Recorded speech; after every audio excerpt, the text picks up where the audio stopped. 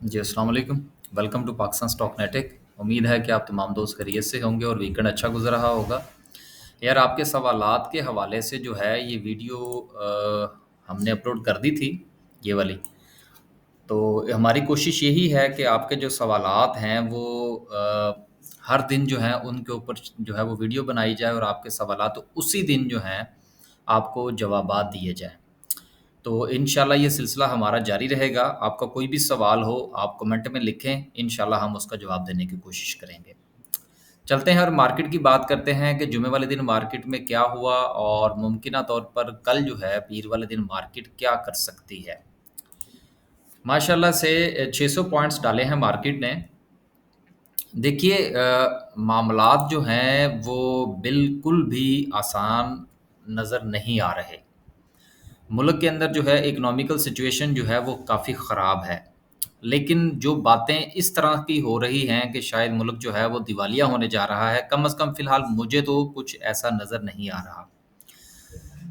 काफ़ी सारी चीज़ें जो हैं वो डिस्कस हो चुकी हैं गवर्नमेंट लेवल पर और आने वाले 1-2 दिन में इसके इनके डिसीजंस जो हैं वो भी इंशाल्लाह हमारे सामने आ जाएँगे।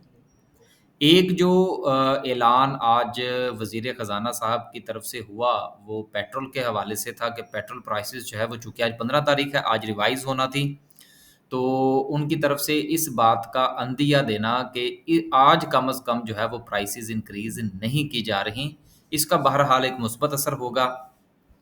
लेकिन आने वाले दिनों में इनको किसी न किसी हवाले से इन प्राइसेस को एडजस्ट करना पड़ेगा और उसका असर जो है वो मार्केट पर यकीनन आएगा, एक बात। दूसरी बात ये है कि अगर इनके मामलात जो आईएमएफ के साथ जो हैं वो डील हो जाती है, तो उसका भी मार्केट के ऊपर यकीनन एक मुस्बत असर होगा।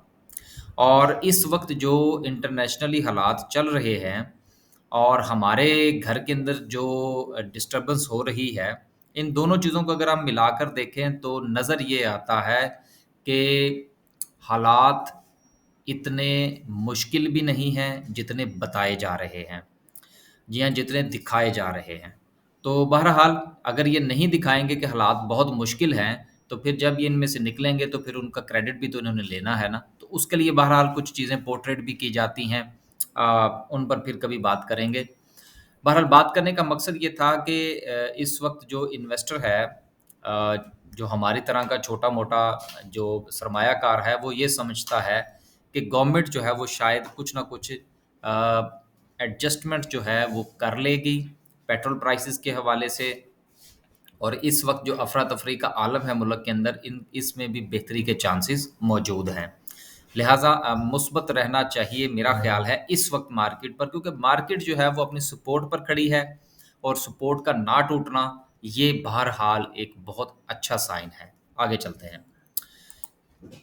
ऑल शेयर्स की बात करें तो तकरीबन 400 पॉइंट्स का बहुत अच्छा इज़ाफ़ा है। तमाम शेयर्स के अंदर कुछ ना कुछ जो है वो इज़ाफ़ा देखने को मिला। केएमए 30 की बात करें तो 1200 पॉइंट्स पड़े हैं।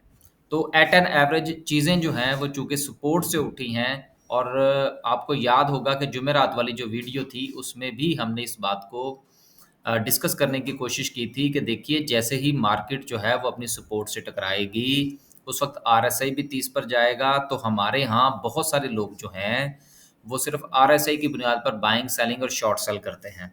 तो वो यकीनन इसमें अपना हिस्सा ज़रूर डालेंगे।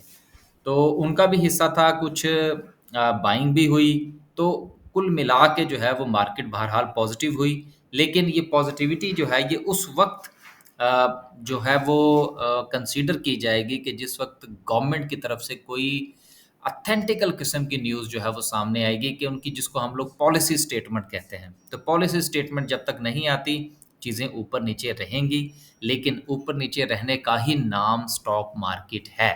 इसको आप ज़रूर अपने पल्ले बाँध लीजिए, हमारे उस्ताद साहब ये बात कहा करते हैं पल्ले बाँधने वाली।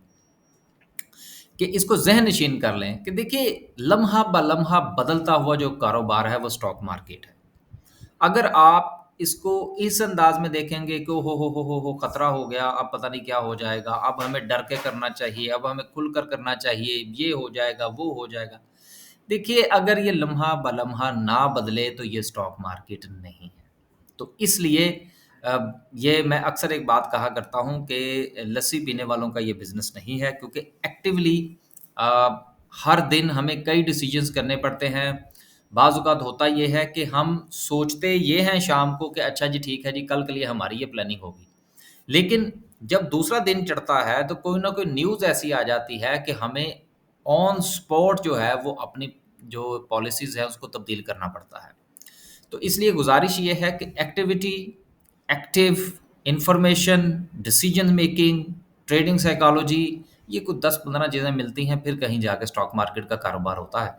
सिर्फ स्टॉक मार्केट नहीं, इसमें इस किस्म के जितने भी कारोबार हैं, चाहे वो फॉरेक्स का हो, उसमें क्रिप्टो करेंसीज़ का हो, गोल्ड का हो, कमोडिटीज़ का हो, ये सब के सब इसी तरह से चलते हैं। इन सब की जो है गाइडलाइन एक जैसी है।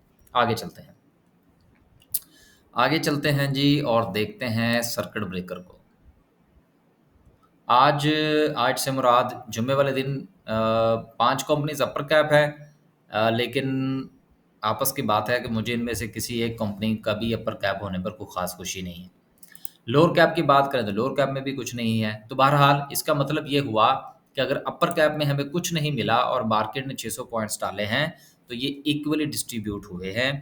तमाम सेक्टर्स में, तमाम शेयर्स में कुछ ना कुछ जो है वो इम्प्रूवमेंट देखने को मिली है। तमाम से मुराद ये होती है कि जब वो 50-70% से ज़्यादा आपको किसी चीज़ में इम्प्रूवमेंट नज़र आए, तो आप उसको सारी मार्केट ही कंसीडर करते हैं। बिल्कुल उसी तरह से ही अगर 50% से ज़्यादा शेयर्स अगर गिरते हैं, तो हम ये कहते हैं जी सारी मार्केट ही गिर गई है। हालाँकि उस दिन भी कुछ ना कुछ शेयर्स ऊपर होते हैं।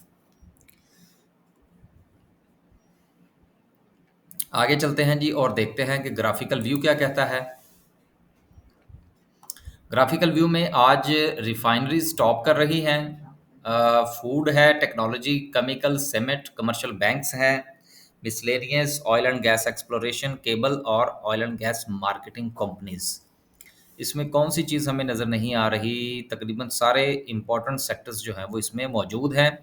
और एक अच्छी चीज़ जो है वो अगर आप ये गौर फरमाइए, तो वो ये है कि टेक्नोलॉजी सेक्टर बड़े अरसे के बाद तीसरे नंबर पर है।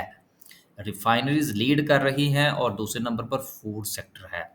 फूड सेक्टर के ऊपर भी कुछ रेड लाइट्स ऑन हैं। जैसे ही वो रेड लाइट ऑफ होगी, फूड सेक्टर इंशाल्लाह परफॉर्म करेगा। मैंने पिछले दिनों भी एक बात कही थी कि कुछ मीट की एक्सपोर्ट के हवाले से मसाइल चल रहे हैं, वो बेहतर होंगे तो इंशाल्लाह मामलात भी बेहतर हो जाएंगे। टॉप 10 सिंबल्स की बात करते हैं तो सबसे ज़्यादा वॉल्यूम जो है वो ट्रीट में लगा।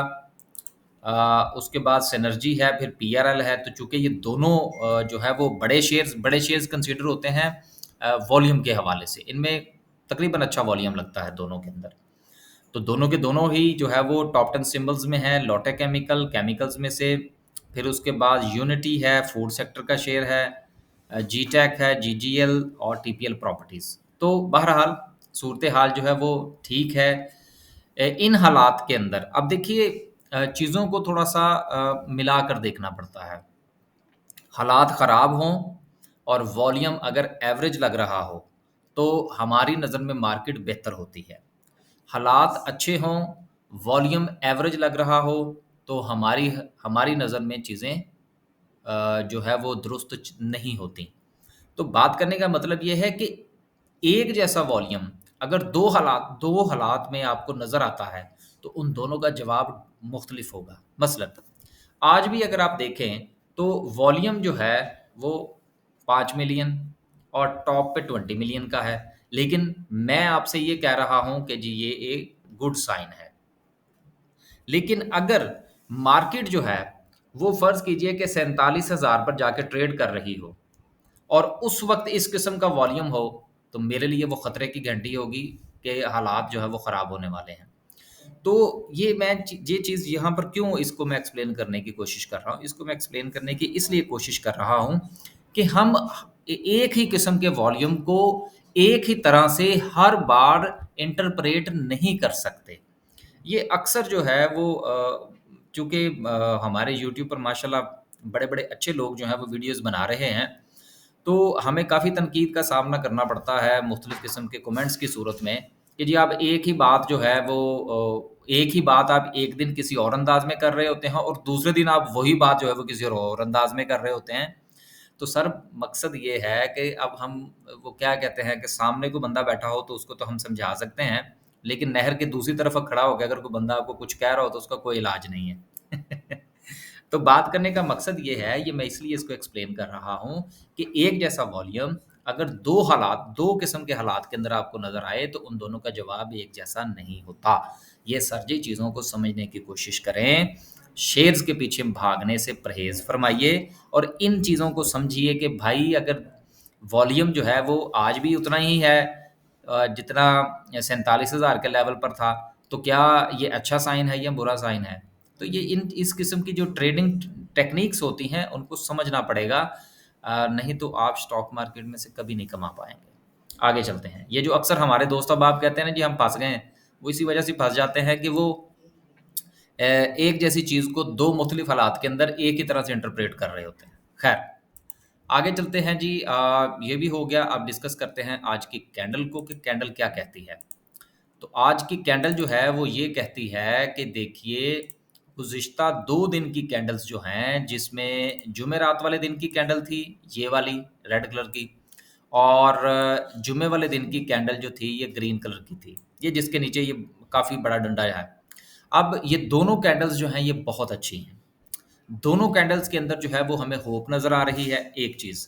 दूसरी चीज़ ये है कि टेक्निकल पॉइंट ऑफ व्यू से मैं आज आपको एक बात और बताता चलूँ कि जो लोग आरएसआई पर काम करते हैं, उनका कहना ये होता है और वो इस बेस पर ट्रेड कर रहे होते हैं, चाहे वो इंडेक्स की सूरत में हो या वो शेयर की सूरत में हो, कि आरएसआई जो है वो 30 के करीब हो और यहाँ पर जो है वो आपको एक अच्छी कैंडल अगर नज़र आए, तो दोनों सूरतों में जब ये दोनों चीज़ें आपस में मैच करती हों, मसलन यहाँ पर ये कैंडल देखिए, ठीक है? लेकिन यहाँ पर जो आरएसआई था वो तकरीबन 55 के करीब था।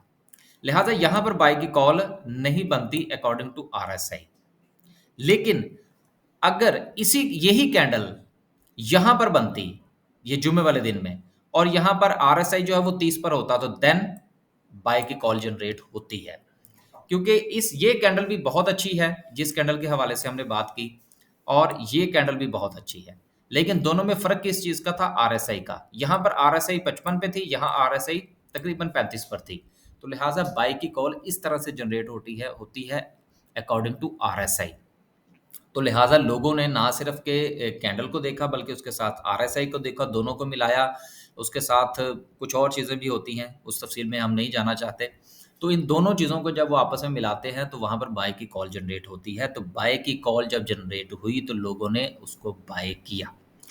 अब सवाल ये पैदा होता है कि ये कब तक ये चीज़ें सस्टेन रह सकती हैं? आरएसआई मेरा ख़्याल है जैसे 50 पर पहुँचेगा, लोग जिन्होंने यहाँ पर बाय किया होगा वो इसमें प्रॉफ़िट टेकिंग करेंगे।